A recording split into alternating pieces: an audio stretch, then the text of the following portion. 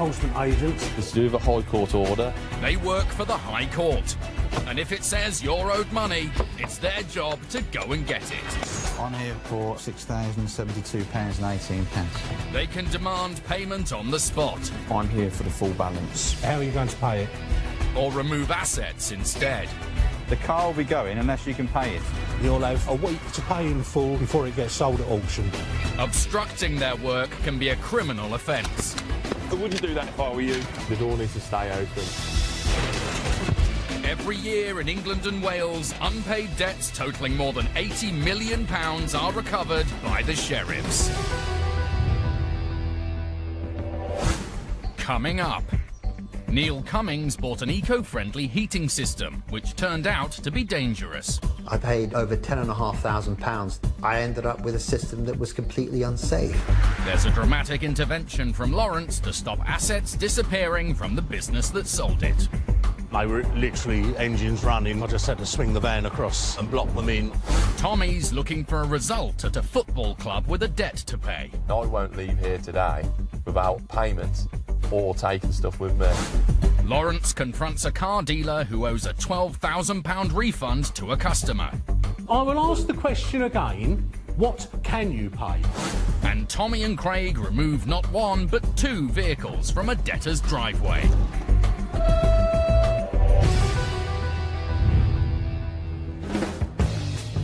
It's 8 o'clock in the morning, and enforcement agent Lawrence Grix is already on the road. He's heading into Surrey for an unpaid debt owed by a business specialising in eco-friendly heating systems. We're down near Guildford today, just coming into a place called Gomshall. We've got the Green Shop and Jan Augstolis. I believe it's a shop that sells wood-burning stoves and things, and there was an issue with a wood-burning stove. We're here today for just under £8,500. The claimant in the case is Neil Cummings, a self-employed builder who came across the company after embarking on a labour of love, building his own family home. I've built houses for other people, but the idea of actually building a house specifically for us was a lifelong ambition. When we eventually found this plot, it didn't have any gas. There's no gas supply, there's no oil here. So I decided that I wanted to go the green route. After researching his options, Neil found a local supplier and installer, the Green Shop in Gomshall. He went to meet the man in charge, Jan Augstolis. He said he has absolutely no trouble. He could design a system for that, which he did. He gave me a quote, which I accepted. He talked the talk. He seemed to certainly know what he was talking about. At the heart of the whole system was a wood-burning stove. And initially, Neil was very pleased with the installation. All of the work proceeded well, and everything was installed. Everything seemed to be fine and above board. That was until Neil wanted to add a new feature onto the system. And when he couldn't get hold of Mr. Augstolis, called in another plumber. He came along and had a look at the system that we had here for a couple of hours, and he turned around and said, "I'm really not happy." He said that in his opinion, the system didn't have enough safety features within it. So Neil had it disconnected. When he contacted the manufacturer of one of the other main components in his heating system, not only did they confirm what the plumber was saying, they also forwarded an email they'd sent to Mr. Augstolis. And in the email, it basically turned around and said that the wood-burning stove used in conjunction with this particular system must, and must was all in capital letters, must have an inbuilt quench coil. The quench coil is designed to release energy from the system in the event of a power cut or safety features failing. While it's not necessary in every wood-burning stove, Neil's particular system required one, and without it, he feared he was sitting on a potential time bomb. What we've actually got is a pressurized system which is building up and up and up. It's like an old steam locomotive. If you can't release the energy, it's going to explode. And the idea of actually spending my life savings building this property to potentially have, you know, my family in a dangerous situation is scary. Neil tried to get in touch with Jan Augstolis to see what he had to say. He didn't reply to any of my text messages, emails. I phoned him.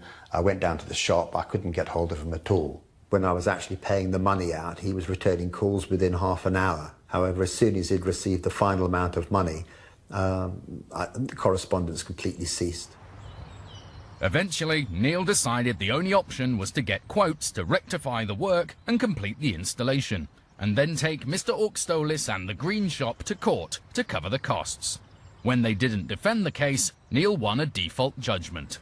Since then, he hasn't paid any money at all, so I've decided that I need to take this case further. He's now escalated it to the High Court and obtained a writ for the sheriffs to enforce. At the end of the day, I paid over £10,500 to Jan for the installation of this system, of which I ended up with a system that was completely unsafe. Money's tight. I haven't been able to rectify any of the situation, and I won't be able to rectify it until I get any money, if I do get any money back from the sheriffs. So hopefully, in their hands, we'll see what they can do.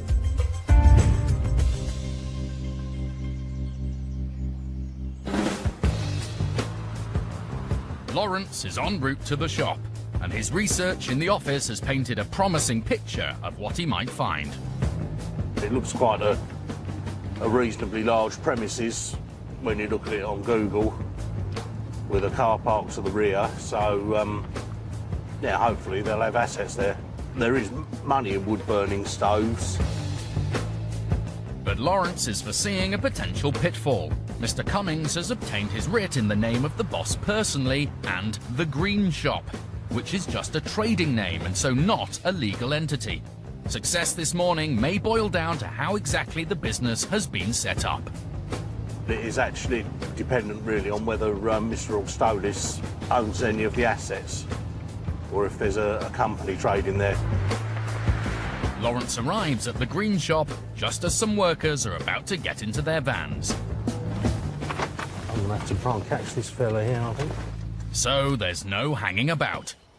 Morning, gents. I'm looking for Jan Orkstolis. Is that you at all? No. Is he here? Mr. Orkstolis here? Can you turn the cameras off, please? Our cameraman retreats to the road, while Lawrence tries to find out where Mr. Orkstolis is. But the workers here appear to be installers or engineers. They're keen to get off to their first job of the day and don't want to wait. When they start preparing to leave, Lawrence swings into action, repositioning his van and blocking the entire entrance to the car park.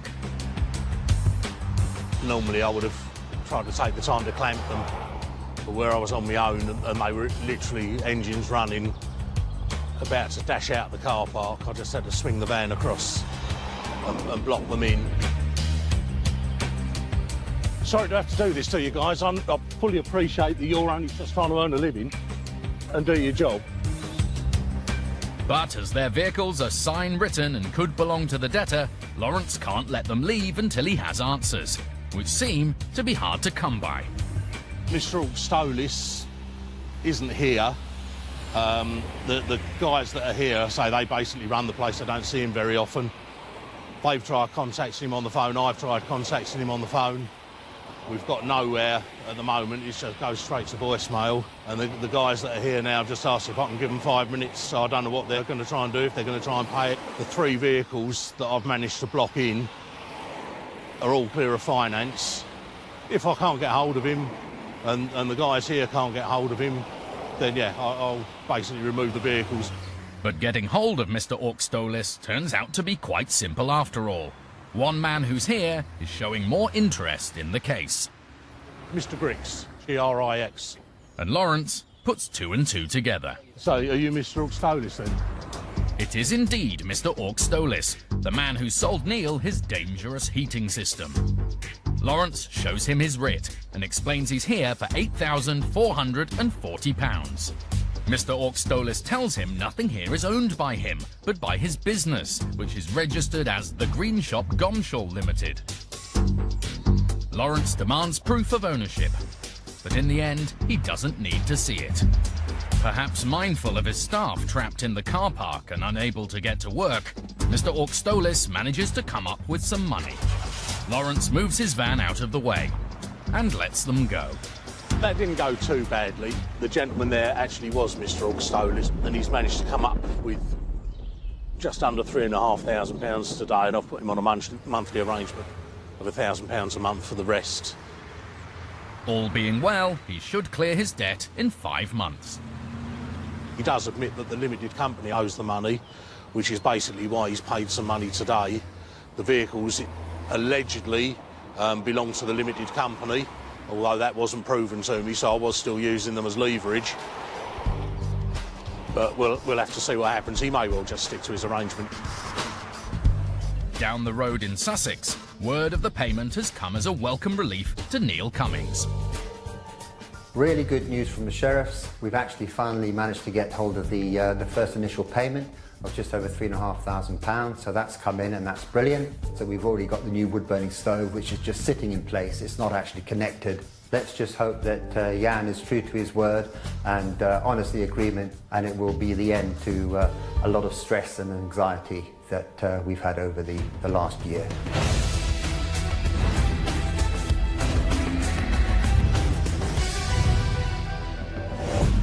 Using the county courts to try to recover money you're owed isn't difficult. 1.5 million money claims are made every year in England and Wales, involving anything from faulty goods or poor workmanship to unpaid invoices. Claims can be filed by post or online for a small fee. Both parties in the case will be asked to submit evidence, and you may have to attend a court hearing. If you're successful, a county court judgment or CCJ will be issued against the debtor. And if they still don't pay, that's when you call the sheriffs. Enforcement agent Tommy Coyle is in the East Midlands, with an unusual case on his hands against a sports club. We're on our way to Corby today. We're visiting Corby Town Football Club. I think they're quite a small club. There's previously been an agent visit the property. Spoke to a Steve, who's the chairman, who promised payment. The payment has not been forthcoming. Corby Town FC has been taken to court for unpaid invoices by a company which has done groundwork on the pitch. The club didn't defend the case, and judgment was issued by default. It owes £10,965. Tommy may not be much of a football fan, but today he's hoping for a win. Hopefully they'll have some assets there. Could be a small bar, could be some minivans transporting the players round. There could be some trophies, but I don't know how many trophies Corby Town have won recently. But we'll have a look. We're hoping for a result today, possibly a 3-2. Tommy? Thankfully, it's not match day. Welcome to Corby Town FC. Although Tommy has no trouble getting into the grounds, finding anyone to talk to might be another matter. But he soon navigates his way into some kind of clubhouse, where a team talk appears to be underway. Hi, all right. You're all right, is the chairman about? He's not up here. He's probably over in the stand if he isn't. Could you give him a call for me? It's quite urgent. I'm an enforcement agent. Tommy's stumbled on the club's youth academy, and the man in charge offers to get the chairman on the phone. Just going straight to answer machine, sorry. Is it? I don't know what else I can do. Is there anyone else you can call? Because the problem I have, I'm literally here, I'm going to start listing assets down straight away. Once I've listed everything down, I'll literally be getting contractors in and start removing stuff. Understandably, it's not what the man wants to hear, especially as he says the academy is separate and not part of the club. Stuff like this, the laptop cabinet doesn't belong to Corby Town. You got the paperwork to show that? Not on me. You need to get it. Soon, the academy's finance director is on the phone, telling Tommy he can't touch anything here. Tommy explains the situation. It boils down to we need to see evidence of what belongs to you. So if you want to call the police, and I'll carry on with what I've got to do here. Okay? Tommy's presence here is ruffling a few feathers, but he's got a writ to enforce, plain and simple. Yeah. He can just show me the evidence instead of just telling me that I can't do it, because I ain't going to get him nowhere. Right, start listing everything down. News that an enforcement agent is planning to remove the contents of the clubhouse soon gets through to the right person. You all right? Is this Steve, is it? Steve, yeah. Hello, sir. But club chairman Steve Noble hasn't called up to make a payment. He instead has a different take on events. What you're saying is he's willing to pay all the cost. He's talking about a deal he's come to with the claimant. I appreciate that what you're saying, but unless I'm instructed by a court, I have to carry on with my actions today. All right, speak to you in a bit. Chairman seems to think that he's come to an agreement with the claimant. The claimant was going to pay our costs directly to us, and then they was going to come to an agreement between themselves. I've got no notes of that. And a quick call to Tommy's office suggests that while the claimant may be willing to accept a payment schedule, he wants any such deal to be arranged through the sheriffs. Oh, right. So, okay, so it's not what he said then. In the meantime, Tommy's search for assets continues. In the bar, there's some alcohol. Limited wet stock. And a modest collection of silverware. 3 cups up there, and 1 large one there. So make a note of them. Though the first aid room turns out to be of more interest. Oh, here we go. Resuscitator machine, electronic one. You just put the paddles on, start her up, and it saves your life, basically. They're really good bits of kit. Tommy knows how to use one from his days in the Marines. I was a FA2 trained. I could do a bit of first aid, then stop you bleeding out if you got shot. Hopefully, that won't be necessary today. Tommy takes the kit to the van and tries to reach the chairman again to see if he's going to come up with the money.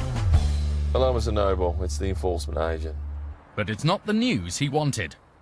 The chairman still wants to come to an arrangement, but without putting any money up front. Without making that payment now, we're not going to be able to facilitate anything other than removing what we can. We won't just come leave a letter and then not return. I'm sent back to enforce it, and I won't leave here today without payment or taking stuff with me. Tommy wants at least £3,000 now, but the chairman says he can't pay. If you're telling me it's impossible to make any kind of payment today, then kind of our conversation's going to come to an end, because I'm just going to have to carry on what I'm going to do here. Mr. Noble, I'll probably be here for the next 3 hours, because I'll get the contractors on their way. If anything does get sorted, let me know, but we're going to carry on what we're going to do here. Right. Not paying anything then. It looks like removal is Tommy's only option, and he takes his search for assets pitch side. 2 goalposts. Which, believe it or not, could be removed, although they're not as useful as what's in the outbuildings. Ah, that's the one. This is exactly what I'm looking for. Something with a bit of monetary value. I'll have the keys as well. But before he can get too carried away, he's interrupted by a groundsman. I'll lock you in a minute. They're not even the clubs. Aren't they? Whose are they? Right. They're yours? Yeah, they're not under the club's name. Nothing under the club's name there. Yeah. I'll tell you that now. Have you got any evidence that? Who are you? I just look after the pitch, mate. And the groundsman's ownership of the sit-on mower isn't the only third-party claim over the goods here. The man from the academy is back, with proof that it owns the laptops in the clubhouse. 10 laptops and the case. The If you print this off, I'm happy, leave all laptops alone. All right? In terms of assets, the football club isn't proving to be rich pickings. Tommy's running out of places to look, and thoughts wander to Sheriff's FC. I'll be forward. Kev on the wing.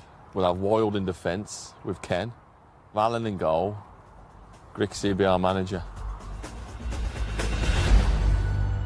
Tommy returns to the van to start organising the removal, but is interrupted by another phone call. Let's just get this right then. You hold the lease for the grounds here and the building, yeah.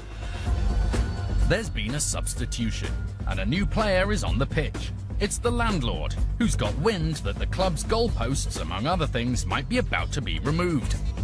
And it sounds like he could be willing to make a payment. Okay, sir. All right, speak to you about. Bye. He's willing to pay on their behalf the $3,000, and he'll have it paid by midday tomorrow. With limited assets here and other multiple claims over their ownership, it's a deal Tommy's prepared to agree to. The landlord soon arrives at the club, where he meets with Tommy off camera. A controlled goods agreement is signed for the assets listed down, and Tommy leaves satisfied. With the complexities we had there and the amount of third-party claims, and with the property being leased by somebody else, I think it's a good result getting the CGI £1,500 per month with the £3,000 paid tomorrow. The £3,000 arrived as promised, and the company which did the work on the pitch has started to receive its money.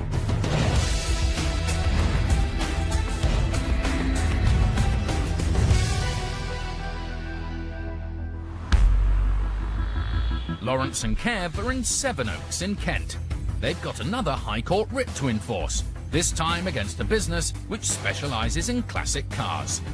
We are heading to a car garage called Carden Europe. They owe £12,963, and this debt's relating to the sale of a Porsche, I believe. The garage they're going to looks well stocked, and the sheriffs are feeling confident. Little do they know that today is not going to go as well as they would hope.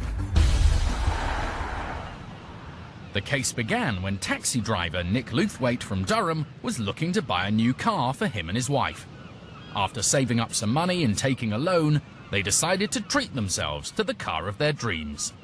It was always my ideal thing to have a Porsche 911, the most iconic car. And when Nick found one on Auto Trader, it seemed to be everything they wanted.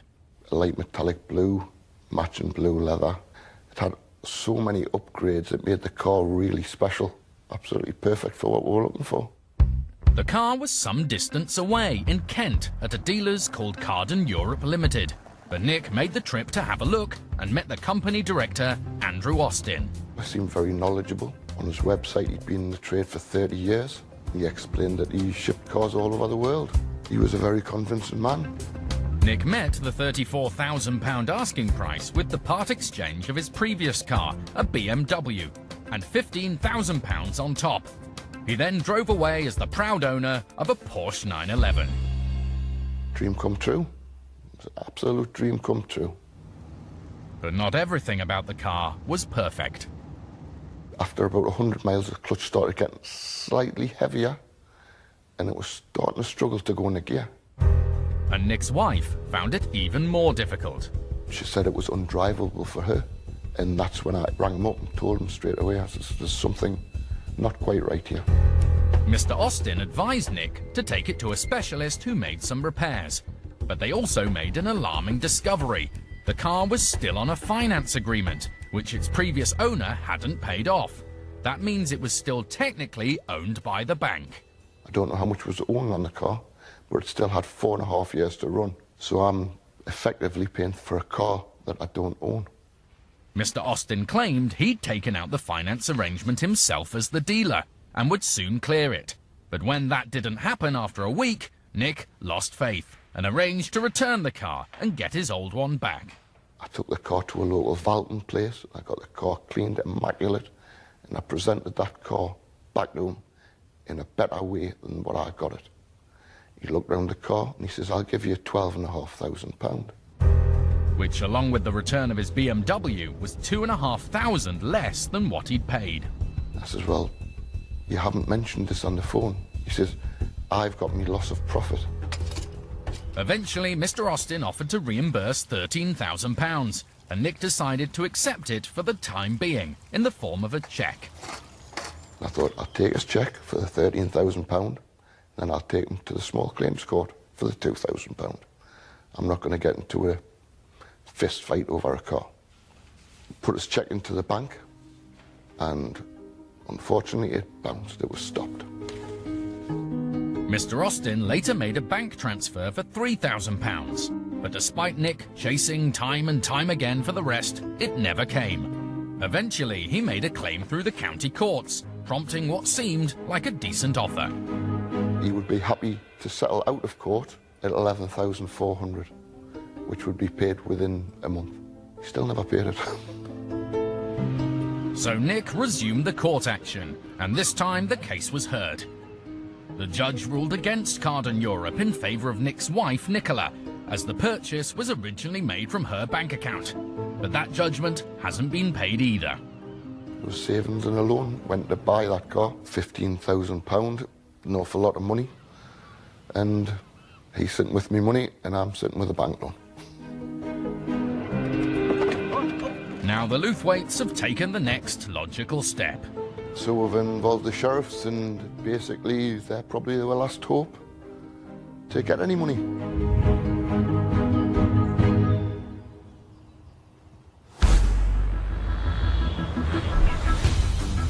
Back in Kent, Lawrence and Kev are about to arrive at Carden Europe.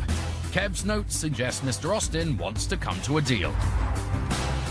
The debtor has actually been in touch with us and tried to make an arrangement, but we're going to head over there now and look for full payment. I believe that the garage we're going to has got quite a lot of stock of particularly high value cars, so we're hoping that although 12,900 is quite a lot of money, probably only take one of these cars to cover the debt entirely. Just hope they're not owned by someone else. The sheriffs pull into the garage and park up. A man is on the forecourt. Hi, so you work here? Yes. It's Andrew Austin, the garage owner, but he's interrupted before Lawrence can find out any more. In the meantime, he eyes up the stock. That's the TR6 that's on the website for 19,995, I believe. Lovely. Always wanted one of them when I was younger. Is that an original colour as well? Inca yellow, yeah, there's the hardtop for it, look. That was a costly extra. Not all the cars on display here are classics, but there's certainly enough to get their teeth into. The next question is, who owns them? Mr. Austin is off the phone, so it's time to find out. I'm Mr. Grix, my colleague and I are enforcement agents. We've got a High Court writ against Carden Europe in favour of a Mrs. Nicola Lewthwaite. Oh, right, yep. You've been in touch about it. We're here today to take control of goods to the value of £12,963.19. Okay. The only way to prevent further action is to pay in full. Okay, well, we haven't got... Carden Europe wouldn't have that amount of goods. Well, there's plenty of stock on here. Yeah, that's it. Carden Europe works as a commission-based company. It sells... Right, so everything's on SOR? Yeah. Have you got paperwork to that effect? Yeah, pretty much, yeah. Yeah, if I can see, that's what I need to see. Mr. Austin says all his cars are sale or return. In other words, he's selling them on behalf of their owners for a fee. It's exactly what Lawrence and Kev had feared might be the case. And Mr. Austin seems to have the paperwork to prove it. Basically, these are sale and return documents for every vehicle that we've got here. Can I have a quick look through? Yeah, sure. Right, we need to go out and check these. Give you half, I'll have half. They head outside and begin checking the documents against every car here. Right, I've got the Kangoo. I've got the Maserati. And one by one, they rule them out. There's the Zafira. Polo. I've got the Merc. You've got the Merc, yeah. I've got the TR6 and I've got that Morris. But there are a few cars which don't seem to be accounted for. There's still other vehicles that are on the forecourt that aren't there, which is the Alpha, the Focus RS. The Focus RS is my own personal vehicle. Right. That's on finance with finance company. Right. So The Audi. the Audi And the black BM3 series up the back. is on sale. So Right, so we need to see the paperwork for that. I haven't got that at this moment in time. Right, so you didn't give the person a receipt. No. That's very trusting of him. Mr. Austin produces more paperwork to rule out his car and the Alpha, leaving just two within Lawrence's reach. They're not worth that much. And so he now knows he's not in a position to insist on full payment after all. His best chance of recovering Nick Lewthwaite's missing money might now rest on Mr. Austin coming up with a decent offer. So what were you initially proposing? Well, I was thinking along the lines of I'd be happy to pay something like £1,000 a month and reduce the balance that way. Right. Can you kick it off with 6? When? Now. I can't physically do anything now, that's for sure. Physically, impossible. Right, so we need some kind of evidence of that, really, to be honest. Mr. Austin says the company has no money at all at the moment, but Lawrence is sceptical. As a business, you can't not be able to get your hands on some kind of money. Have you got a bank statement you can show me that shows your current financial state for the company? No, not physically here, but I would think we're about £400 overdrawn. Online? I can't do it online, no. So you haven't got online banking at all? No. Well, I have, but I can't physically do it here. He does, however, manage to produce a recent email from his bank. Yeah. I note that the account is overdrawn at 484. Can you please make arrangements to repay this sum, which we haven't done yet? Right. Okay? Yep. And there's only the one company bank account? Yes. Whilst I'm not disputing what you're saying, it just seems unfathomable to me, to be honest, that you've got these vehicles on sale or return, so you haven't had to buy them, you just get a bit when you sell it. So why has the company got no money? Well, we've paid our bills and we've kept up to date. But with absolutely nothing on the table, Lawrence is running out of options. We need something today to get the ball rolling. Otherwise, you know, low value that it is, I'll be obliged to take the Audi because there's no evidence, obviously, that is on sale or return, and the BM. It's a situation they'd rather avoid, especially as there's a strong possibility that they do belong to customers. As the two cars are the only leverage the sheriffs have to squeeze any payment out of Mr. Austin, Lawrence calls his office to organise a tow truck. All right. Can you give Rob a buzz and see what removal trucks he's got available? Cheers. Bye. But rather than coming up with the money, Mr. Austin, who's been working away at his computer, produces a sale or return document for one of the vehicles. It's not on headed paper. Yeah. That's the only problem. Yeah. Well, not quite. It's not the lack of headed paper, it's the lack of signature or anything. But 10 minutes later, that is also rectified. Mr. Austin pops into the back and returns with signed SOR agreements for both cars. Lawrence can't quite understand it. Right, but you didn't have them just now, so how have you got signed copies? I've got them sent through. From where? From my accountswoman. And she's filed and printed them. They just printed through. Sorry, they've come through from your accountswoman? Yes. She does it from a remote access. Mr. Austin is saying the woman who does his accounts has just sent the documents remotely to his printer. Lawrence doesn't believe him. I believe you've just written these up yourself and signed them yourself. So I'll just leave the trucks on their way.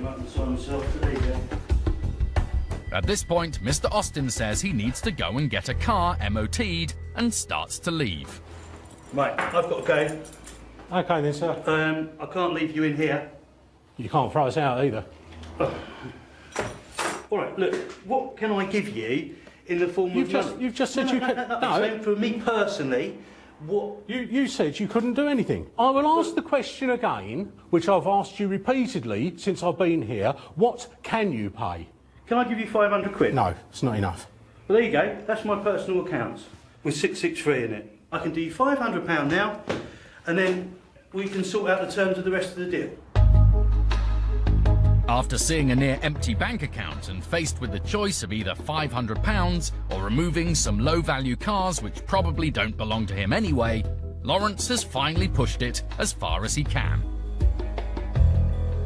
He takes the £500 and gets Mr. Austin to sign up to a repayment plan for £1,000 a month. That's your receipt and your card. You've paid £500 today. Yep. You've got to pay £1,000 a month. Yep. If you fail to stick to the arrangement, we'll come back and take whatever cars are available at the time. Yep, true. It's not the outcome they wanted, but it's all they could do. Unfortunately, Carden itself, even though it looks good on paper, doesn't appear to really have any assets. Basically, every vehicle's on sale or return. So Mr. Austin paid £500 out of his own account, basically just to get rid of us. And I've signed him up to £1,000 a month, which, given that there isn't actually any leverage, I don't think that was a bad result. But, you know, we pushed as hard as we could. Hopefully it will stick to it. Mr. Austin told us that the finance on the Porsche was taken out by his company and would have been cleared if the Luthwaites hadn't returned the car. He says he deducted money from the refund to cover his costs, including extra mileage on the car and a screw in one of the tyres. He says he only stopped the check after the Luthwaites threatened further legal action. And he says the company tries to act fairly at all times. If you've won a county court judgment and haven't been paid, for £66 you can get the case transferred up to the High Court, which will issue a writ for enforcement by the sheriffs. My job is to collect in full or remove goods. They've got special powers of entry. We don't have to take any notice of your security protocol, I'm afraid. And there's no limit on the size of the debts they can pursue. £1.6 million. If they're successful, they'll recover your money and costs from the debtor. You got the cash now then? As well as their own fees, which are set by the government. She's paid, the judgment is settled. Thank you very much. If the sheriffs can't get your money, they'll ask you to pay a fee of £75 plus VAT. In the Midlands, Tommy is back on the road in pursuit of another unpaid debt. This time he's got his trusted partner Craig Wild with him, and they're about to visit a man who owes a substantial sum of money. So we're in the suburbs of Birmingham again today. We're off to go and see Mr. Kev Doyley. Mr. Doyley was taken to court by another man several months ago. He didn't defend the case, and judgment was issued against him by default. He now owes £7,381. The sheriffs have been trying to contact Mr. Doyley, but with no success. We've been there numerous times before, had no response at all to our letters. However, there's a number of vehicles in our guy's name, so the intention is today to go and remove them if he's not going to pay the bill or play ball with us. They reach Mr. Doyley's home address, and sure enough, two of the vehicles they were hoping to find are there. Yeah, so that van, which has got £4 worth of value. There's a Volkswagen van. That's free of finance. So you need to get a clamp on that. And also the CA61 on the drive, yeah? And a Vauxhall hatchback. That's £3,200, that car. The sheriffs get straight to work. Tommy clamps the van, while Craig tries the door. As usual, there's no answer. Got to be someone here, isn't there? Oh, there's all these cars here. The main rubbish bin's completely empty. Post is still in the door. Got a phone number. Try ringing him. He does, but it goes straight to answer phone. Hello, this is a message from Mr. Kev Doyley. I need you to contact me as soon as possible, Mr. Doyley. Thank you. Let's order the truck. That's all we can do. That's all we can do, isn't it? With Mr. Doyley owing upwards of £7,000, both vehicles will need to be removed to cover the debt. But without keys for the car on the drive and another car blocking access for the tow truck, it's not clear if it's going to be possible. That's going to be a bit of a nightmare getting through there, isn't it? No, it's going on to be a flatbed. more than a nightmare. Tommy's sceptical, but ever the optimist, Craig presses ahead and books in the removal of both vehicles. If they can get here for about 1:45, it'll be fine. It's done. Sending 2 vehicles. You're not going to get that out, mate. Well, if they can't, they can't. Let them try first. They're the experts, aren't they? I think it's going to cause us a right headache. The sheriffs retreat to the van to wait it out. But soon, Tommy spots a young man who he thinks is taking an unusual amount of interest in what they're up to. See the red door? He's been stood out the front of it watching us the whole time. And he's only just gone in there. Could be the son. Maybe. And shortly afterwards, the person Tommy's seen comes over to speak to them, accompanied by an older man. Is it Mr. Dooley? Hi, Mr. Dooley. He's away at the moment. Is he? Yeah, he is. He's in Jamaica at the moment. Any way getting in contact with him? He'll be back on the 7th, that's all I know. Right. The man says he's just a neighbour, and the debtor is apparently away for another month. Tommy explains he's a High Court enforcement agent with a writ to execute. Problem we've got at the moment, you see, is they want us to remove vehicles today which are registered to him, which obviously we don't want to do. We'd rather speak to him and get it sorted out, but we need to talk to him, really. Unless the council can put some kind of arrangement. The only way is money. A large amount. It's not a small amount. I can't discuss the details. Is it your father? Yeah. Oh, okay. Does he know what figure he's got to pay? He would have had letters here. He'd have had letters hand-delivered. When did he go out? Jamaica? Last week. Last week? Craig was right. The young man is Mr. Doyley's son. But he's not in a position to stump up several £1,000s on his dad's behalf. They can't really help out to facilitate the payment to stop the vehicles going. So unfortunately, it's a bit of a bad situation, and looks like they're still going to be going. But just as the sheriffs are gearing up for the removal, a call comes through from the debtor's mother. My name's Craig Wild. I'm an enforcement agent. She says that she owns the van, so doesn't think the sheriffs can remove it. But she's not able to provide proof of her purchase right now. She's saying that she's purchased the vehicle for him to put into his business. But as I've said, in the absence of the proof, at this late stage, it won't prevent the removal from taking place. Before long, the first removal truck arrives, and the logistical challenge begins. Even the van, which was supposed to be the easier of the two, turns out to be harder than expected, thanks to its long wheelbase. I don't think it will go on. Backwards, it doesn't fit. So they try a new strategy. If he takes it from the front, it being shorter at the front, he'll be able to get it on and have the back end sticking off the back. And this time, they have more success. The car, on the other hand, is a different story altogether. The issue is the wheel. Obviously, with the steering lock on like that, to drag it, it's going to be a nightmare. So we've conquered worse.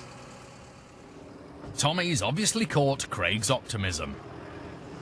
Drag it from there, I think. And a plan does indeed come together. The Vauxhall is unceremoniously heaved up onto the truck. It's not pretty, but it works. And the car is also soon on its way. Cheers, thanks, man. Take care, mate. Both vehicles will be held for 7 days. If Mr. Doyley doesn't come up with the money, and provided the vehicles do belong to him, then they'll be sold, and the claimant will finally receive the money they're owed. Yeah, a bit of a result. We've only been here just over the 2 hours. We made some phone calls and tried to make contact at the address. Nothing. So it resulted in 2 vehicles going. Following filming, Mr. Doyley didn't pay any money towards his debt, and his Vauxhall has been sold at auction. Meanwhile, the ownership of the van is still in dispute, and the matter is with the courts. Mr. Doyley told us that he believes he doesn't owe any money, and that the case against him was unfounded. He says he didn't respond to the court paperwork because his name was spelt incorrectly, so he didn't believe the letters were for him. He says he hasn't appealed the judgment because of the costs involved.